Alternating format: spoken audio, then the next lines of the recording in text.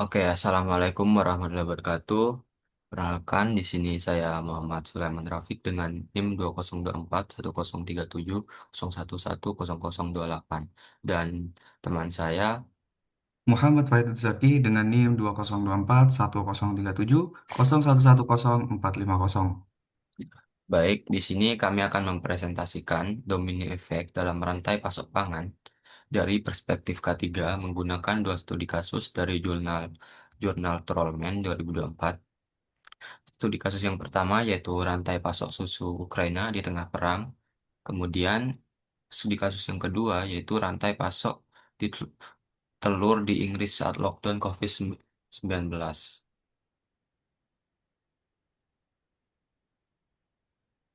Baik, masuk ke slide yang kedua yaitu apa itu domino effect. Domino effect bekerja persis seperti batu domino. Satu elemen gagal, elemen berikutnya ikut terdampak. Dalam Tolman 2024 memperkenalkan tiga konsep kunci yaitu equivalenti, kegagalan yang sama bisa terjadi melalui jalur berbeda, kemudian kasual asimetri, mengetahui penyebab keberhasilan tidak serta-merta memberitahu kita penyebab kegagalan. Kemudian panarsi teori, yaitu kegagalan itu melibatkan interaksi dari level rantai pasok, level politik ekonomi, hingga level planet. Untuk perbandingannya, ada dua, yaitu Bulwark Effect. Dampaknya yaitu sedang, bersifat operasional dan berulang.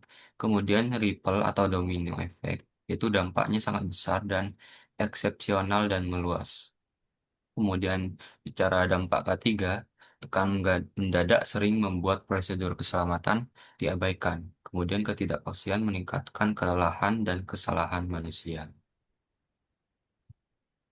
Masuk ke case study yang pertama adalah rantai pasok susu Ukraina. Perang menciptakan efek domino yang jelas, dimulai dari zona perang yang memutus akses logistik, berdampak pada ketersediaan pakan, lalu kesehatan sapi menurun, kualitas susu memburuk, dan akhirnya produk gagal diekspor. Trollman mengidentifikasi 15 kondisi awal yang relevan.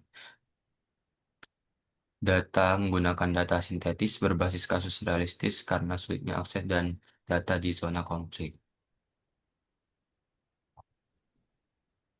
Kemudian masuk ke case study yang kedua menunjukkan bahwa di negara maju pun rantai pasok bisa kolaps.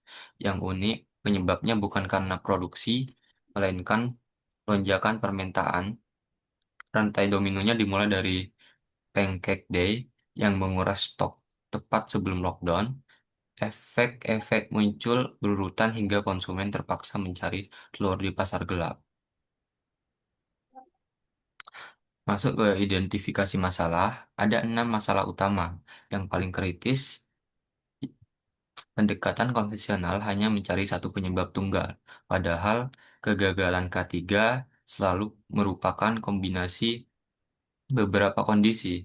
Sistem HACCP yang tidak kita andalkan pun masih sangat bergantung pada penilaian manusia, subjektif, lambat, dan hanya mencakup bahaya yang sudah diketahui sebelumnya. Selanjutnya akan dijelaskan oleh teman saya, Fayat. Oke, selanjutnya itu ada hasil analisis jalur domino dan juga titik kritis. Inilah hasil intinya. Setelah analisis QCA, ditemukan jalur-jalur domino yang paling menentukan. Yang menarik, ketersediaan bahan baku muncul sebagai titik kritis di kedua kasus meski konteksnya sangat berbeda. Ini penting untuk K3. Jika ingin memutus rantai domino, prioritaskan menjaga ketersediaan bahan baku. Semua jalur melibatkan kombinasi dua kondisi sekaligus. Bukti bahwa pendekatan satu titik kegagalan tidaklah cukup. Untuk temuan kuncinya, ketersediaan bahan dan baku muncul sebagai titik domino paling kritis pada kedua kasus ini. Oke, lanjut. Baik, untuk slide selanjutnya penanggulangan strategi memutus rantai domino. Jurnal membedakan strategi reaktif dan proaktif. Strategi reaktif hanya bisa merespons setelah domino jatuh. Yang dibutuhkan adalah strategi proaktif. penempatan sensor cerdas bisa dilakukan tepat sasaran berdasarkan kritis yang diidentifikasi QCA. Tidak perlu sensor di mana-mana, cukup di titik yang benar-benar menentukan. Di sini ada digitalisasi dan sensor, lokalisasi bahan baku, manajemen risiko berbasis data, dan juga pelatihan darurat dan juga kesiapsiagaan. Oke. Baik, untuk selanjutnya ada solusi terbaik, yaitu menggunakan QCA, AI, dan juga sensor. Nah, solusi terbaik ini mengintegrasikan antara QCA, kecerdasan buatan, dan sensor cerdas dalam satu kerangka prediktif. Mengapa terbaik? Dia itu nantinya akan efisien karena jumlah kondisi berkurang drastis, transparan, menggunakan logika Boolean yang bisa dibaca tim K3, bukan hanya ahli data, dan yang terpenting proaktif. Dia itu nantinya akan memprediksi bahaya sebelum terjadi. Baik, selanjutnya Mas. Nah, untuk selanjutnya ada saran dan agenda penelitian lanjutan. Di sini ada beberapa saran ya untuk industri, untuk manajer K3, pemerintah, bahkan untuk akademisi.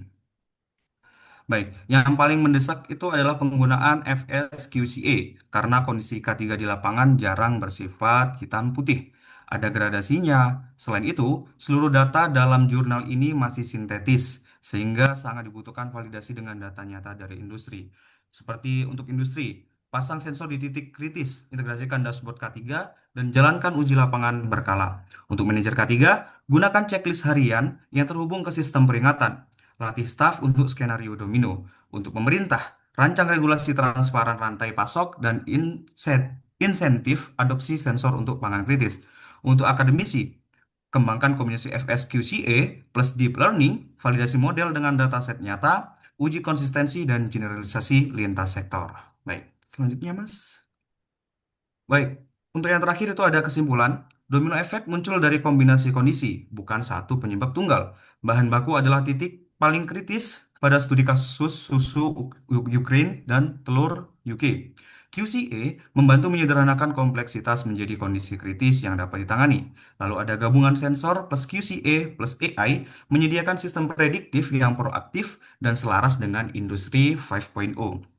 Baik, untuk rekomendasi akhirnya, adopsi sistem sensorik terintegrasi, pelatihan K3 yang terhubung ke data, dan kolaborasi lintas pemangku kepentingan untuk meningkatkan ketahanan rantai pangan. Di mana di sini kami menggunakan referensi utama yaitu jurnal dari Trollman tahun 2024. Untuk data lengkap dan metodologi QCA bisa dilihat nantinya di lampiran penelitian. Baik, mungkin itu saja yang bisa saya dan teman saya sampaikan untuk video kali ini. Untuk kurang lebihnya kami mohon maaf untuk yang sebesar-besarnya. Wassalamualaikum warahmatullahi wabarakatuh.